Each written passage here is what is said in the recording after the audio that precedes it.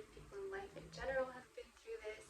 Like most of my videos, it's interchangeable whether you're a guy or a girl, and usually our love and relationship issues really mirror each other. Um, and that's kind of a big thing that I want to establish with my channel is that men and women have a lot more in common than the current social dialogue that sort of divides us. So when you become really obsessed with a guy, it's usually because you think that he's going to give you some type of happiness, some type of fulfillment, some type of completion that you can't get on your own. And usually there's an underlying insecurity or thought that this is the only person, there's no one else like them out there. If you let them get away, this opportunity is never going to happen again. But we actually live in a quantum universe where the people we attract are sort of avatars of energy, and they are responding to the energy we're putting out constantly. And so if you pay attention, you might notice usually when people date, they date in certain patterns. They usually kind of attract similar types, for better or for worse. What they experience is usually the same type of person over and over, minus whatever they've leveled up, and then they attract better. So it's important to remember that when you let go, you end up attracting better. And nobody ever really responds to a chasing and pulling energy. So it's in your favor to actually let go. You're more likely to get the person you're interested in to respond, to change their style of ignoring you or not being interested by finding a way to let go. And the only way to really let go is to go inside yourself and see what is it in you that this person has or radiates that you think you don't have in yourself. So it can be a quality like you're really attracted to someone who's very confident, he's very assertive, he's very, social. I mean, he goes out a lot, but you are shy, and so you're really attracted to that. And this isn't usually something that's very obvious, but it's something that when you sit and kind of meditate and think about it, it will become clear to you why you have an attachment to this person.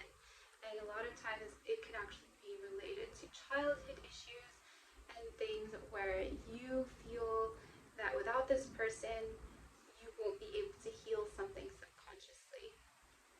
And unfortunately, as annoying as it is, what they say about love yourself first, go within, you first, actually is true. Because if you speak to anybody who has manifested love in relationships, they always tell you that they find it when they're not looking, and it manifests when they're in a good place, because everything's energy, everything's vibration. What we're putting out is what we receive.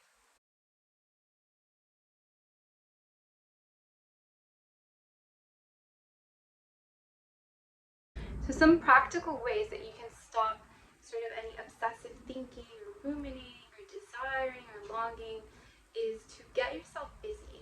Start looking for something you can do that feeds your image of yourself. So what makes you who you are? Because usually when a woman is obsessing over a man, she's thinking about his qualities, what makes him so great, why he's so fabulous, and she's not really thinking about what makes her desirable, what makes her valuable. So when someone is not responding to your energy, the best thing you can do is take that time to explore your inner self, explore who you are. Do things that make you flourish, make you happy. Are you into dancing? Are you an artist? Do you like writing? What is it that makes you come alive, whether someone is with you or not? And this sort of character cultivation adds to your values so that you become more radiant and magnetic and attractive. Another important thing to do is to work on your subconscious mind and see if you have any traumas or anything, sort of wounds that attract you to people who may be unavailable. Because usually if you're obsessing with someone, it can point at something that's like an abandonment wound, or maybe you only feel safe attracting people who don't have full intimacy and who don't fully see you. And so you can utilize this time instead of wasting energy and thoughts and projecting your energy to someone else, because when you're thinking about someone else, they're taking that energy from you and you're just giving, giving, giving and depleting yourself, and it's not really fair to you. So what you can do is take this time to go within yourself, practice meditation. If you've never meditated before, you can meditate 10-15 minutes a day.